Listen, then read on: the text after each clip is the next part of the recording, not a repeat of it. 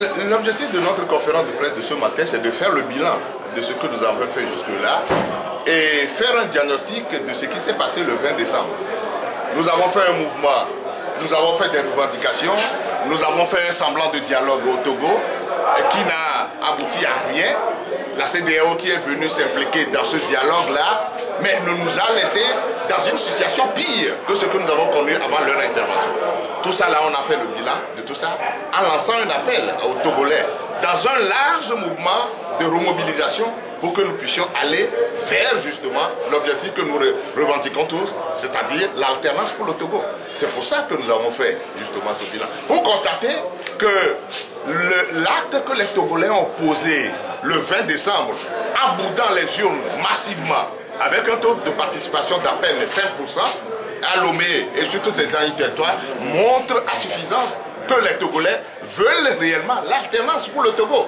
La mascarade qu'on a organisée avec des distributions de postes pour des députés, mais ne les met pas dans une position aujourd'hui pour dire qu'on a une assemblée nationale pour le Togo. L'appel que nous avons lancé, c'est que tous les Togolais contestent jusqu'à la dernière minute cette assemblée bidon, mouton qu'on vient de nous élire. Où on est allé pour distribuer des postes à certains qui ne le méritent pas. On a voté dans certains endroits pour que le UNI ne dise pas que j'ai 100% des postes. Eh bien, il s'est réfugié derrière les soi-disant indépendants et en donnant quelques postes, quelques miettes à ceux qui les ont accompagnés. Nos frères hier qui disent qu'ils sont de l'opposition, qui se sont prêtés à ce jeu-là. Nous devons les mettre tous dans le même panier et les combattre de la même manière, avec la même vigueur. Nous ne reconnaîtrons jamais aucun élu de cette bizarrerie-là comme député pour le Togo. Et c'est ce que nous demandons à tous les Togolais.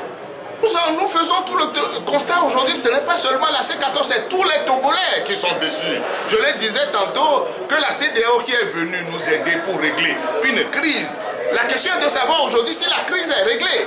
Au contraire, la crise se trouve plus aggravée au jour où je vous parle, par les élections bizarres du 20 décembre. C'est pour ça que nous disons que la CEDEAO n'a rien réglé, au contraire. Elle est plutôt venue mettre de l'huile sur le feu.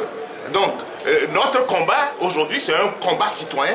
Nous nous en appelons à tous les Togolais pour nous lancer dans ce grand mouvement ensemble pour libérer notre pays. Ça veut dire que la C14, au-delà de tout, reste toujours en place, soudée pour la... On vous dira ce que nous avons lancé un appel, comment la structure nouvelle va se structurer, on ne vous le dira pas pour le moment. On contactera les gens, on consultera tout le monde et après on vous dira comment la nouvelle structure va se présenter. Vous comptez manifester le 12 prochain?